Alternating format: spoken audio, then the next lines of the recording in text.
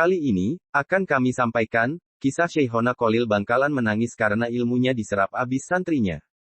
Sebelum kami ceritakan kisahnya, silakan kalian tekan tombol subscribe, dan tekan tombol loncengnya, agar kalian tidak ketinggalan video bermanfaat lainnya.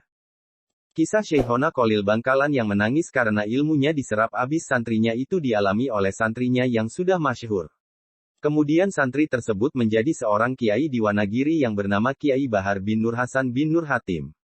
Kiai Bahar pernah menjahit santri dari Syekhona Kholil Bangkalan pada usianya yang masih muda yaitu sekitar 9-12 tahunan. Tidak banyak keterangan tentang bagaimana Kiai Bahar saat nyantri di pesantren Syekhona Kholil Bangkalan. Namun, kisah yang masyhur adalah tentang Kiai Bahar yang ditazir dan diusir oleh gurunya Syekh Kholil Bangkalan hanya karena sebuah mimpi.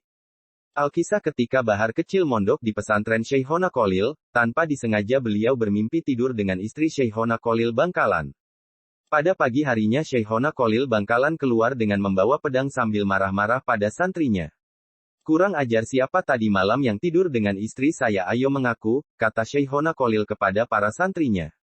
Semua santri ketakutan dan tidak ada yang berani menjawab, karena mereka merasa tidak melakukannya. Lalu Syekhona Kholil menyuruh para santrinya berjalan dua-dua di depan beliau, para santri pun keluar secara bergandengan namun santri yang terakhir tidak ada gandengannya. Syekhona Kholil yang mengetahui hal itu heran. "Ini mana gandengannya?" katanya.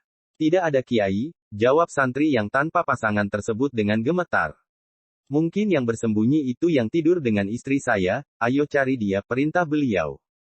Dengan segera semua santri yang waktu itu masih berjumlah 20 orang mencari Kiai Bahar kecil yang bersembunyi di bilik kamarnya. Karena merasa bersalah dengan mimpi yang dialaminya. Akhirnya Bahar kecil ditemukan dan dibawa ke hadapan Syekhona Kholil Bangkalan. Dengan berterus terang Kiai Bahar kecil menceritakan apa yang dialaminya itu.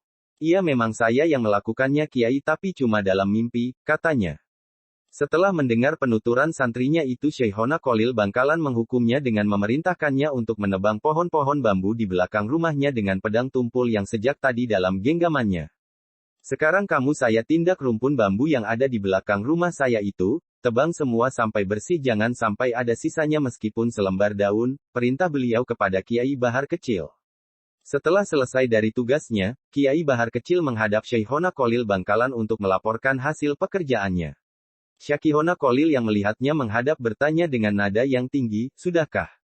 Bahar kecil menjawab dengan singkat, "Iya sudah Kiai," sambil menyerahkan kembali pedang yang dibawanya tadi.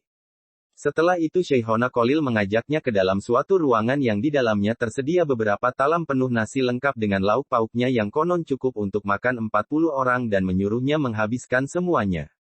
"Sekarang makan ini sampai habis, jangan sampai tidak dihabiskan, kalau tidak dihabiskan saya tebas kamu," perintahnya dengan nada mengancam. Secara akal sehat tidak mungkin satu orang bisa menghabiskan makanan sebanyak itu, tetapi ternyata Kiai Bahar kecil mampu menghabiskannya dalam waktu singkat.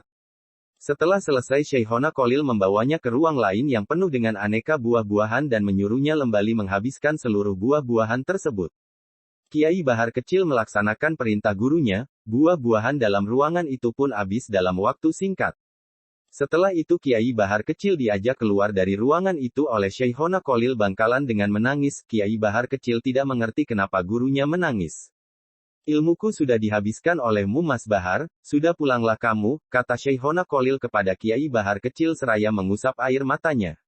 Dijelaskannya bahwa nasi lauk pauk serta buah-buahan merupakan isyarat akan aneka macam ilmu Syekhona Kholil yang luas dan banyak, namun ternyata muridnya bisa menghabiskan semua itu. Riwayat lain menyebutkan bahwa Syekhona Kholil berkata, "Saya mencari ilmu ke Sidogiri dengan susah payah, sekarang sudah diambil kembali." Sebagian riwayat menyebutkan setelah Kiai Bahar kecil selesai membabat pohon bambu, ia dimandikan oleh Syekhona Kholil Bangkalan, sambil melafalkan niat wudhu dan menyuruhnya pulang ke Sidogiri. Saat Kiai Bahar kecil pulang ke Sidogiri, Syekhona Kholil Bangkalan mengikut sertakan 7 santrinya dari Madura untuk menjadi santri Kiai Bahar kecil. Setelah pulang Kiai Bahar kecil langsung menjadi pengasuh pondok pesantren Sidogiri. Usianya saat masih sangat muda sehingga Kiai Bahar kecil dikenal sebagai sebutan Kiai Alit. Demikian kisah Syekhona Kholil menangis karena ilmunya diserap abis oleh santrinya. Semoga kita semua mendapatkan barokah Syekhona Kholil dan Kiai Bahar Sidogiri. Sehingga kita semua selamat, dan bahagia di dunia dan akhirat.